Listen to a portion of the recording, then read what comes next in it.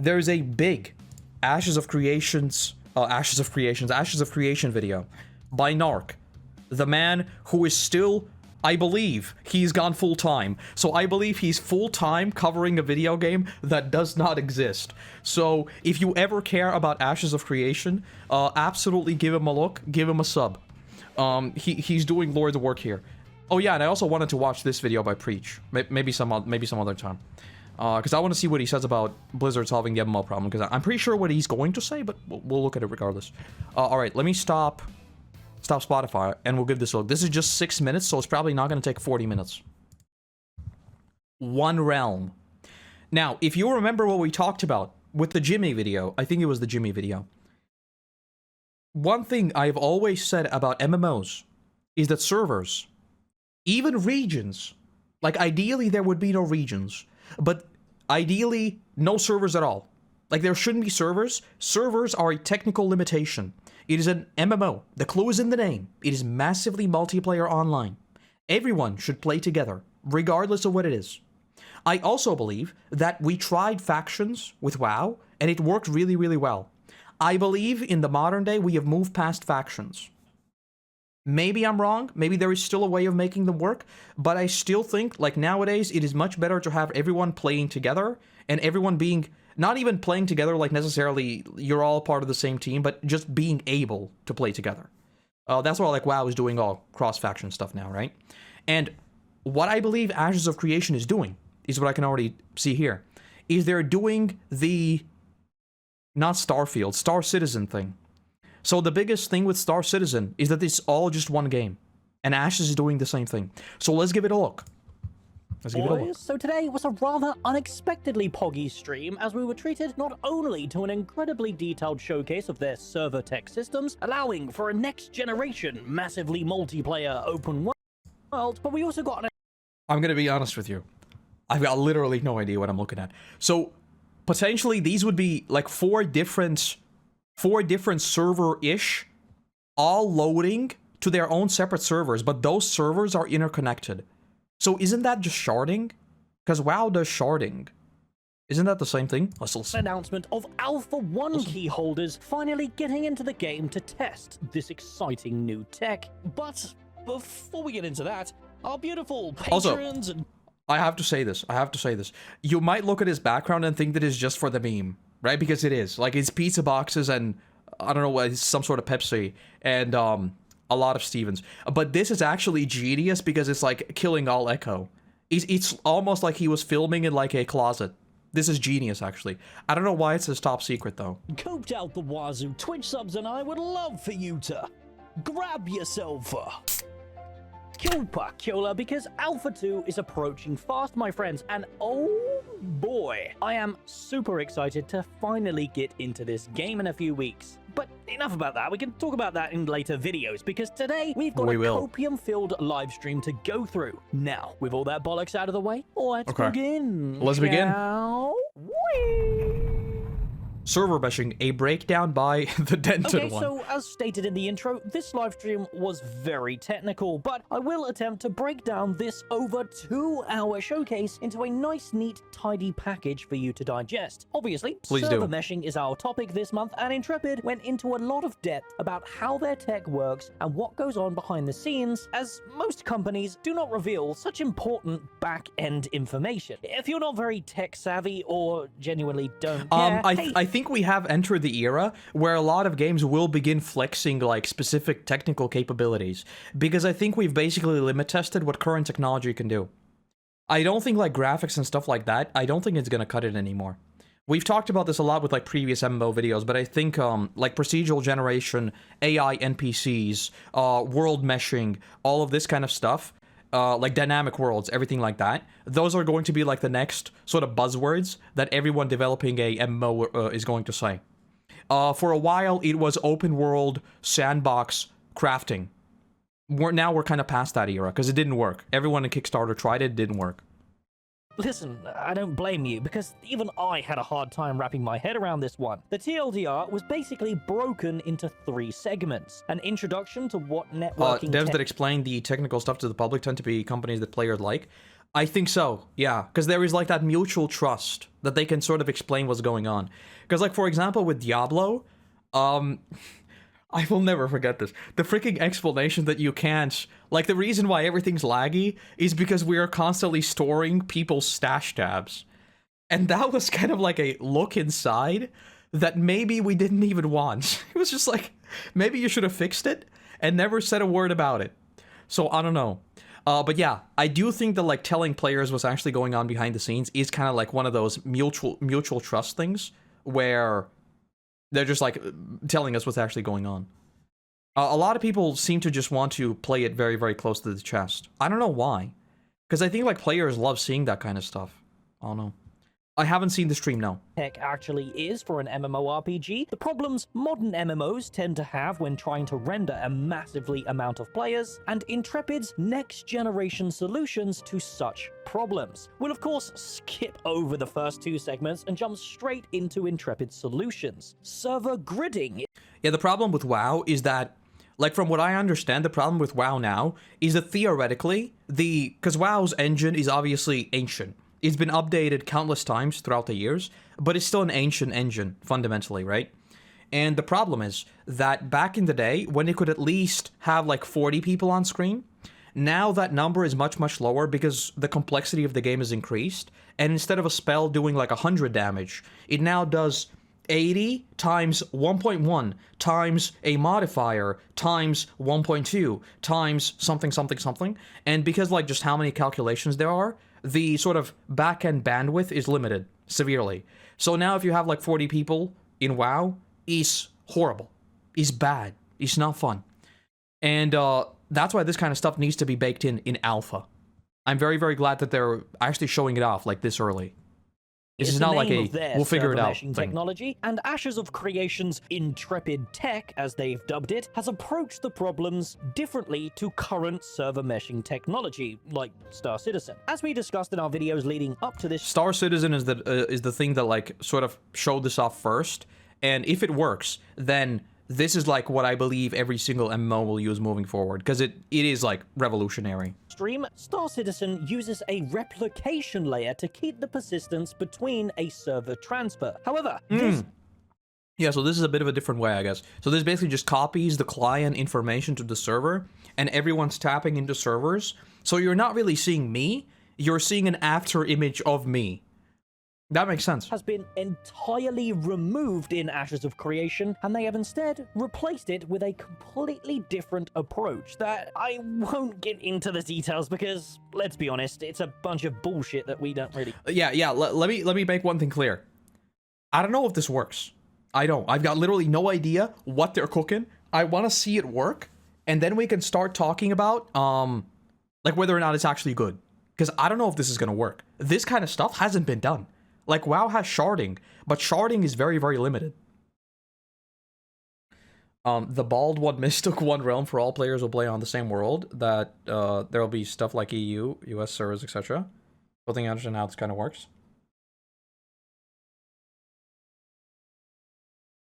What do you mean? Because I think that's what it means. It means that, like, everyone's sharing the same world, basically. care about. Just trust me, bro, it works, is pretty much the gist. Unfortunately, the lack of a replication layer also creates a... What? Because if regions exist, okay. What about servers, though?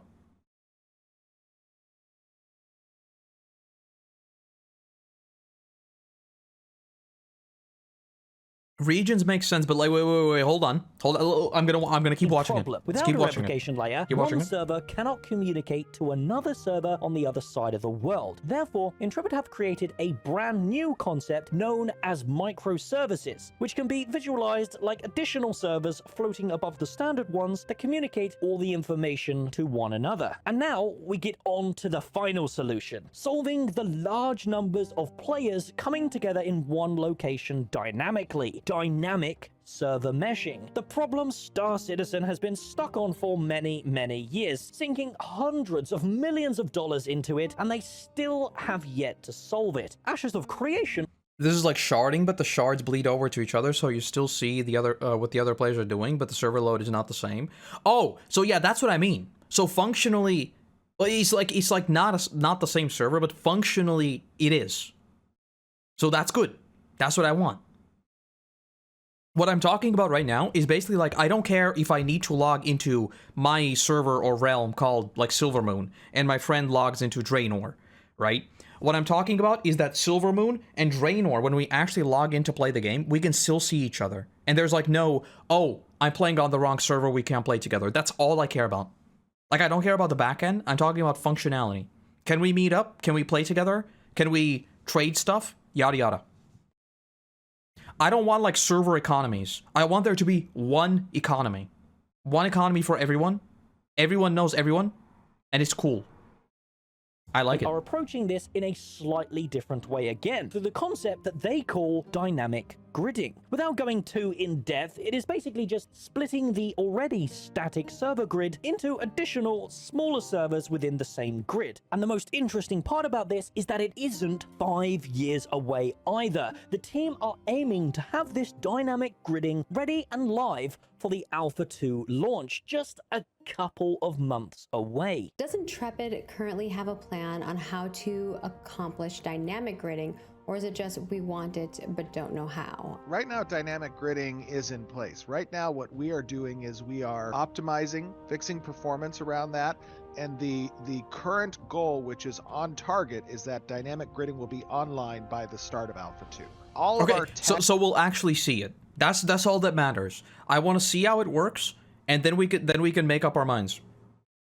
Tech was built to get to the point where we can do dynamic gridding. This has always been the end goal overall. So dynamic gridding is still in active development right now, but the plan is that by Alpha 2 entrance criteria, we will have dynamic gridding in a bug-sturdy place that is optimized and working as we need it. Now, the rest of the presentation was just kind of yapping about tick rates and other bullshit, so I won't go too deeply into it as it's pretty nerdy for the general audience. What I recommend though, if you are interested in this next generation tech, is to watch the full 1 hour and 20-minute presentation, because obviously a balding middle-aged man cannot do Intrepid's work justice in just a single 10-minute video. Therefore, I will be following this brief breakdown into a much more in-depth video later this month. So I'd appreciate your support trying to digest this information by subscribing and tuning in to that. Yeah, I think this video. is the kind of Now, stuff we'll conclude today's breakdown that you with just the want to rest of the see. stream information related to the studio update and artwork. First up, the studio update went into a very interesting discussion about Alpha 2 key sales. So apparently, because of this server meshing technology, Intrepid can now host many more players and many more servers. Therefore, the Alpha 2 key sales are coming back. However, they're not coming back in the state that we had them before. No more FOMO cosmetics. We think they're just coming back as a key sale on their own at a much lower price. The information is Universal W. That was the one thing that always, like, not always, already had like a bad taste in my mouth. I've said this before. I am a MMO Andy. My favorite genre is not even close. Like, everything else is just blown out of the water. The reason why I like MMOs is because when you look at someone, you know they're cool. Selling cosmetics on a store automatically removes that. Like, MMOs are fundamentally about collecting cool things. If you can swipe for those things, it's already bad. And with Ashes, there have been so many of them with pre-orders. I don't care if they fit into the world. The fact that, like, your illusion is broken by them existing at all was already, like, the first thing for me. I was like, I don't like it. I don't like it. If the game is really good, I can live with it. I play WoW. But I really, really, really don't like it. Coming soon, so I hate cosmetics. I'll keep you guys informed with that. In addition, as mentioned in the intro, the Alpha 1 key holders are getting into the game soon as this month apparently, with some NDA tests. Finally, they did leak what the end of this month's livestream topic is. Coming in just 3 weeks, by the way, so not long to wait. And yes, that's right, the Bard It's is a Bard! finally being... So please tell me you'll be able to play like custom things. I want, because I found a guy on YouTube playing Through Fire and Flame, but like a Bard version. And they're like, the entire comment section was filled with memes of people saying, like, imagine you're playing like D&D, right? And the Bard needs to do a roll, and the Through Fire and Flame is a natural D20. That's what I need. I need to be in a raid, and dude is just jamming with Through Fire and Flame. Oh my god, that'd be so cool. Okay, we have another explanation. Think of servers as tiles, and each player only interacts with a single tile at a time, but the tiles also interact with each other, so indirectly players can interact with the stuff that is not on their tile. So basically, what I mean, wait, no, what? Specifically tiles interact physically with the adjacent tiles. So basically, as long as the illusion exists that there are no tiles and that we are interacting with each other, massive W. That's all I care about. Being revealed, and Stephen almost dropped the ball about something else Margaret was concerned with, so we're also likely getting the character creator at the end of the month too. Sadly, the artwork update wasn't too interesting, just a few pieces of armor to go through, including the Helm of the Grove, the Cloak of Ill That looks pretty cool. Omens, and a new armor set featured by the male Pyre model. Pretty cool stuff. And that's pretty much everything from this month's live stream. As usual, we'll be deep diving the stream frame by frame over at twitch.tv/Narcoverse, so come join us for some copium takes as Alpha 2 approaches over the next couple of months, because you're high on copium.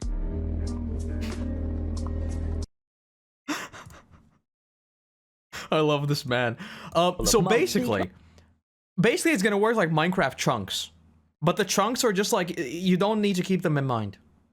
It's like Minecraft chunks. Not really. But we'll just think about them that way. You can interact between the chunks, like functionally, you don't need to know that the chunks exist, but the way the game actually works is based on chunks. We can think about it sort of like that. And if this works, and we're gonna know very, very soon if it works or not, because like, I assume if they're selling the Alpha 2 keys again, they actually just want more players. I think they want to stress test it, basically. I mean, if they want to stress test it, I'm sure they can give it to the bald one, and the other bald one, and all the other bald ones, and they'll come in here with like 10,000 players. Like, I think if they want to like really stress test it, they just need to get like a few streamers on board, and they'll just like burn the servers to the ground. So, you know, like now that the Riot MMO has been delayed, is well, not even delayed, it's like indefinitely cancelled, basically. This is like the thing that I'm actually excited for. The only thing that I'm really excited for, because I don't think there's been a single other MMO that has that flair that I think it could actually revolutionize the genre. Because I still think like Ashes of Creation is not like a true next-gen MMO. I don't. I think it is like the pinnacle of current gen. Because we've seen like micro-scale examples of the things that Ashes is doing in other games, and Ashes is just taking all of those things and putting them into a single game. There isn't like that one big thing that Ashes is super unique about. Because the node system is sort of a spin on like Arcage's castles, right? I don't know, I'm very, very excited for this, regardless. When it comes out, I'm gonna be there. I genuinely think they need to start looking into like some sort of NPC tech though. Because like by the time it comes out, that's the curse with modern video games. If you start developing now and you finish in 7 years, I think the game might be outdated. And we've already kind of seen with this, right? Because they already went to Unreal 5. So it's already happened once. I think they need to start looking into like advanced NPC something AI stuff. So, no systems are unique. He's been in the MMO dev space for 20 years. Yeah, I know Thor. I guess we haven't seen anything as comprehensive as the node system. We've seen like bite-sized bits of it. I don't think we've ever seen anything as dynamic as the node system is promising to be, though. So yeah. Because like it has like, it's basically blends like the whole almost survival aspect of Rust and taking someone's base. It blends like the growing communities of like, I don't know. You don't really build them, right? It's more so an NPC thing. Players aren't actually building. We haven't seen it as comprehensive something as the node system. I don't think so. If the housing system is as good or better than Final Fantasy XIV, then I think we're already in a very, very good place. We'll find out. I'm sure we're going to be playing this game in the year 2028. I'm going to link the video in chat. I hope we get like some kind of new big MMO announcement to like really create competition. I am so sick of World of Warcraft just smooth sailing. Because I know the Final Fantasy expansion just launched, right? And apparently people are not very happy with it. At least from what I've heard. I think a Minecraft-like game could serve as a base for the next-gen MMO solid base. I absolutely agree with you. And you know what? We can already prove us right with a little game. A little game by the name of... By a little game called BattleBit Remastered. This game came out of the blue and did something that Battlefield only dreams about. That's what I mean. A low-key game based on something extremely bare bones, but expanded to a ludicrous scale, could be something revolutionary. So yes, I agree with you. I absolutely agree with you. I suspect, like, with the Unreal Engine, like, becoming... Because the Unreal Engine at this point is, like, insane. It's just downright insane. So I assume, like, when people really start getting used to using all the generation tools and stuff, making, like, absolutely ginormous things wouldn't really be that hard anymore. I don't know what's going on with the Dawn Trail stuff, though. Because, like, I don't really follow it that much anymore. I'm kind of curious to look at it. Because the thing that I keep hearing about is... I think Premier Pete said this. Like, his problem with it is just that, like, there is genuinely too much story. And I can see that, because, like, that's kind of why, I even said this, right? Final Fantasy 14, isn't like that kind of game as WoW, where I sort of put it on, like, I put something on YouTube, and I'm playing WoW while watching YouTube. Whenever I was playing Final Fantasy, I thought I wanted to understand the story, but it was just the story. Like, there was so much story, I barely played the game. So, I don't know. Dawn Trail. Let's see. Can I read reviews on Steam? I don't think... I think most people play through the MOG store, right? It's mixed. Let's look at the Steam reviews, because I'm curious. Actually engage with the story. Okay, so it's about story, okay. Lauded for its story, and while there's been issues here and there, Dawn Trail feels like it has problems all throughout it. Okay, so this is about story again. Main story, okay. Yeah, that's what I mean. I think, like WoW players are culturally completely different. Story, okay. Yeah, this is what I mean. This is what I'm talking about. This was, like, what for me was kind of like the thing that sort of, because I really, really enjoyed my time in FF14. I did. My favorite thing is still the Golden Saucer. The Golden Saucer is the freaking best thing in any video game. World of Warcraft needs to take, the freaking Darkmoon Fair and expand it, like, 3 times and make it actually fun. Like, honestly, like, Final Fantasy 14 for an MMO required too much of my emotional bandwidth. Because I had to be locked into the story, I had to be thinking constantly. I'm an MMO gamer, I don't think. Number go up, success. Because, like, with WoW reviews, if you look at WoW reviews, I think, like, now, a lot of people, including me, I think, like, WoW has lost its vibe. Like, WoW's story, if you really, really zoom into certain parts of the WoW story, it's actually good. But the vibe is not there. It's not. Like, in terms of complexity, WoW's story is much, much more complex.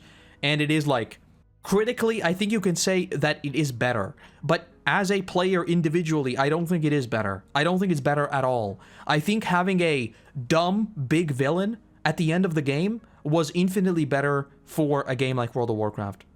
But that's just me, though.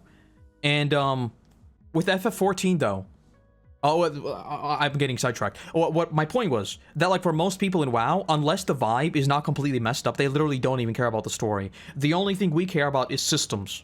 If the system is bad, the game is bad. Azerite armor, everyone left the game. Actually, no, people didn't leave the game. People left the game in 9.1 when it was miserable. And, yeah. We don't talk about that. But with Final Fantasy, it feels like the only thing people talk about is the story. So I don't know. It's obviously a different game, right? But next-gen MMO should be really heavy on emergent procedural content style instead of handmade theme park style. Yes. Yes. I think, like, AI will be the thing that probably facilitates that. Like, just dialogue and stuff and branching paths. Because right now the problem with branching story paths is just that it branches too much. Like, you can't hand-make branching paths in a story and have them actually be engaging. Because, like, if you look at any game where you say, like, decisions matter, it's like an illusion. right? They're like 4 decisions, they branch off into 2 more, and somehow they still converge onto the same thing, right? Because you just can't make a game like that. It's literally like the quantum problem. If you have like a decision matrix of 2 things, and they keep going into 2 things, 2 things, 2 things, well, by like the 5th decision, it's like an exponential of whatever. It's insane. And then you multiply that by every person, right? It would be insane. You need some sort of procedural generation on the go. What I think has like Ashes, the thing that like Ashes is really, really good with now is the node system. Because the node system is fundamentally emergent player behavior. It has nothing to do with the actual game. None of it has to do with the game. None of it has to do with the systems, really. It will be all about people making stories around these nodes and how they fight against the nodes, how they capture the nodes. The dude is going to raise the taxes. People are going to be mad about the taxes. They're probably going to kill the king. It's going to be completely social. That's a big W. That's what you want in an MMO. You don't want to like punish people for wanting to play solo, but you want to incentivize this sort of like symbiotic player relationship, you know? So that's what I think, like, without any kind of AI shenanigans, any kind of procedural generation shenanigans, that's the thing that's going to be like genuine emergent behavior that's going to be very, very good for Ashes. Outside of that, though, I don't know. I will have to just wait and see how it actually looks like in games. Here's a fetch quest. Halfway through the quest, a random rift spawns. You're doing a different quest, but someone who did it 10 minutes earlier. Yeah, but that's like what, if you play it enough, you'll know what's happening, right? Like what I'm talking about is completely generated like quest lines on the fly, you know. The example I mentioned is we talked about this with the Jimmy video as well. You like have kill 10 rabbits quest. But you go up to them and say, like, I don't want to kill the rabbits. I'm actually going to kill you. And then you kill that NPC, and a completely different branching story opens up. Right now, you can do a few of these, and it will be fun. But you can't do many of them. Like, people will find out about them. I think, like, the next... and this is probably not next gen. This is, like, 2 gens down the line. I think, like, a truly immersive fantasy game where no 2 people will have the same experience, but they're playing in the same MMO world, would be the actual thing that, like, blows everything out of the water. I think it's impossible now. And I don't think it's going to be possible for a long time. Because that is basically like a generated video game for every single player while still sharing the same world. But that's what I'm talking about. And that isn't possible with handmade things at all. Neither it is with Generation currently. We use the kill 10 rabbits thing because that's what Jimmy said. Because he said it like as a meme. The fact that Ashes of Creation is the next gen MMO and the quest log had like kill 10 rabbits or something. It was like the most basic fetch quest ever, and that's what he criticized, right? And that's what I said. Maybe it's not a basic fetch quest. Maybe you do the fetch quest, but it's like a whole branching thing, and then through that branching thing, it opens up completely. I know it's not a good starting spot though. It was just the thing that we talked about before. WoW needs competition. WoW needs competition. Maybe I'm going to be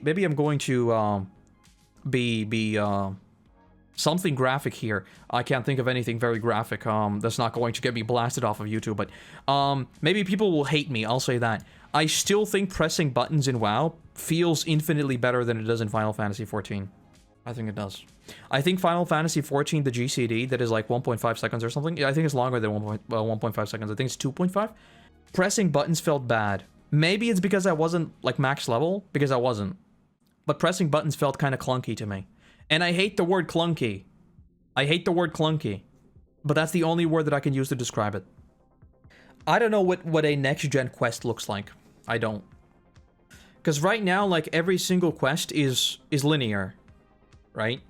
I think as soon as we can break off from linear quests, that's when video games will actually be, like, extremely engaging again. Because the problem right now with, like, WoW specifically, is that you just go to Wowhead, and you can literally set up, like, a GPS waypoint system of what you need to do. That needs to be impossible. I don't want it to be disincentivized. I don't want it to be slightly branching. I want it to be literally impossible to do, because that will actually be the thing that, like, reignites that, like, childlike curiosity about the game. That's kind of what happens with, like, games like Elden Ring when they come out, right? Like, nobody knows about the game, and everything is in that discovery phase. I want those to be MMOs 24/7. Everything is constantly changing. And I think like Helldivers, by the way. Helldivers is obviously a very simple example of that, but it is an example of that. Where things were constantly in flux. That was handmade, but just to illustrate my point.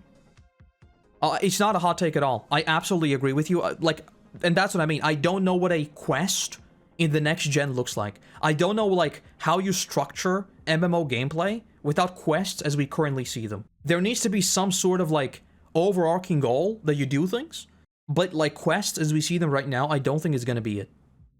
I think quests are like a bygone era. And I don't know how like a different system would look like. I don't. Either it needs to be like some sort of this is happening with Ashes, right? Like the whole like node wide quests they talked about. Like if you're living in a certain node, there's going to be like a node campaign, I think they talked about, right? And that's like an emerging thing that you're going to be doing. It's fundamentally going to be like a basic quest, but it's still going to be like a bit more dynamic, I guess. The problem is like most MMO design is literally outdated. Like literally. Because they're using the World of Warcraft formula. WoW, I've said this a million times and I'll say it again. WoW is the best and worst thing to have ever happened to MMOs. Because for the next decade, now 2 decades actually, every single game has just tried to be World of Warcraft 2. Including Final Fantasy XIV. According to Yoshi P himself. Yeah, something like that. You enter like a tavern and there are a bunch of quests, but you only pick one and that like becomes your storyline. Something like that. Something like that. And I think it would also be... Because like then you have the problem of like, how do you... Because people will want to play together, right? But people also want to play alone. So if we have these 2 different branching storylines, but my friend wants to join me in this storyline, how do you make that work? You know, it's like that constant paradox of making people want to play alone, but also want to play together. Not even want to play, but just be able to play. Yeah, I don't know, because I think like an illusion of choice is better than no choice at all. That's something like I definitely agree with. But it has to have like some sort of through line and sort of like consequences in my mind. And I don't know how you really do that. Because you can also like have the issue of like most people theoretically, let's just break it down to like bare bones. Let's say there's option A, option B. It sort of works as basically a voting system, right? So like most people pick A, therefore A happens in the world, therefore like the world story evolves based on A. But if it's something like very decisive, I can see people just being annoyed, and instead of it being something cool, it could just get like people would genuinely get like really mad about it. So I don't know. Because like with MMOs, you also must remember that a lot of people like have their own headcanons of like their character and how they exist in the world. And if like the rest of the player base sort of outvotes them, well, realistically, like from an MMO design, that's good. That's like emergent behavior. You're living in a world. It doesn't matter what your headcanon is, right? Like this is a world you're living in. So that's good. But practically, people would still be mad. And I also don't know like how that would look like from a dev cycle perspective. Right? Because like if they don't do like massive expansions like World of Warcraft does, then they could maybe like focus on smaller narratives that they can always sort of weave in. Right? So it's like a constantly developing story. But if they're doing like big story drops, like the expansion model, then that doesn't even work. Because like they would have to plan the story in advance. Right? So you can't even really have this emerging thing without, again, converging back on the same thing because that's where the story is supposed to go. It's a hard problem to tackle. And yeah, and a lot of people will just see through the illusion too, and it's really not going to change anything. I think you're absolutely right there too.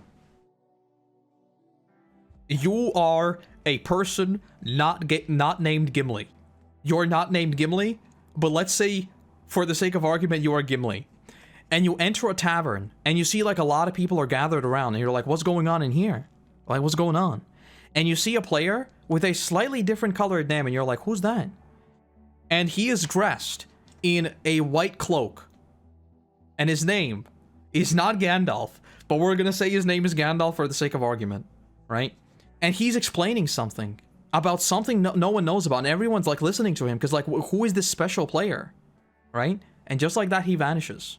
And a new storyline has been started in-game by a GM and no one really knows what it is, and it just happens. That would be so cool. We need that. Like, why is that not a thing? Just make GMs characters like Gandalf. It even makes sense in the lore. You know what we need to do? Like, when we're talking about these things, we need like a budget counter somewhere up here, and with everything we talk about, we just need to make the budget counter like go up $10 billion. Because I think that's what we're talking about right now. We're gonna have GMs RP with the player base and start entire story arcs. That's like 3 years worth of salaries for 500 different people. So that's like a lot of money there.